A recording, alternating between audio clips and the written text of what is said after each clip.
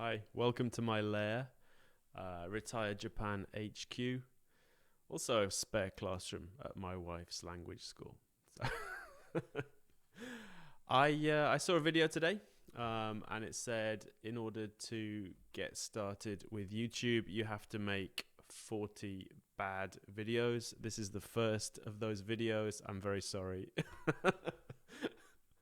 I completely understand if you choose not to stay with us for the duration. So basically, we're going to start making videos for the site, for the channel. Today, I have a few things I'd like to talk about, just very briefly and very casually, and we'll see how it goes. Maybe we'll decide not to make any more of this type of video. Okay, so the first thing I wanted to talk about was tourists. Tourists returning to Japan. I think it's an interesting topic. It's been on everyone's mind for a while. A lot of people work in tourism and would like to see international tourists come back. A lot of people want their friends and family to be able to visit. My take on this, reading between the lines, is that, despite the announcement that we're going to have tourism from next month, I think it's going to be very limited tourism. So probably in groups, right, pre-registered with fixed itineraries and so on. But this is the start of a process where it's going to ratchet up. And probably by autumn, we'll have hopefully normal entry to Japan by tourists.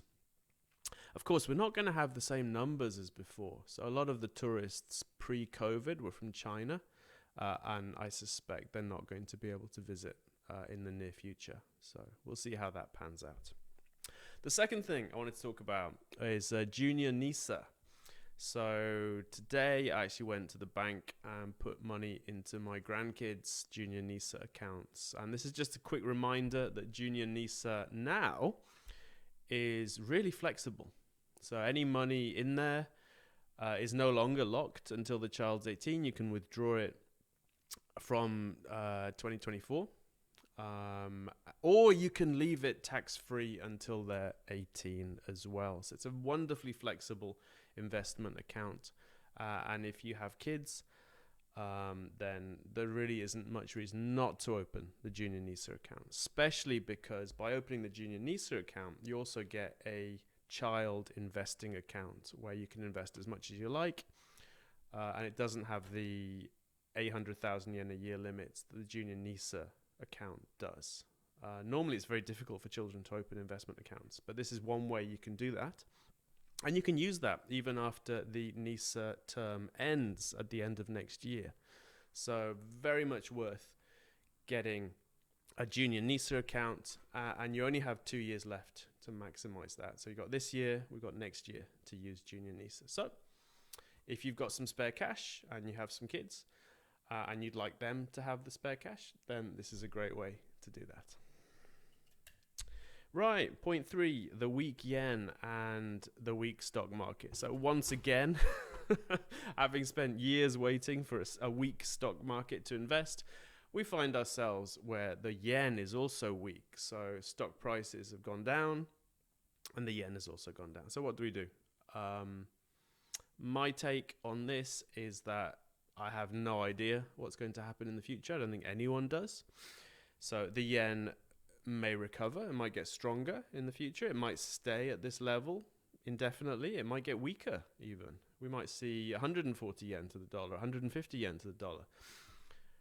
The stock market will likely recover. It may go down further first. So basically, just keep with the plan. Keep buying every month if you can. Keep investing according to your plan. Don't worry about the noise. The noise being currency, stock prices, etc.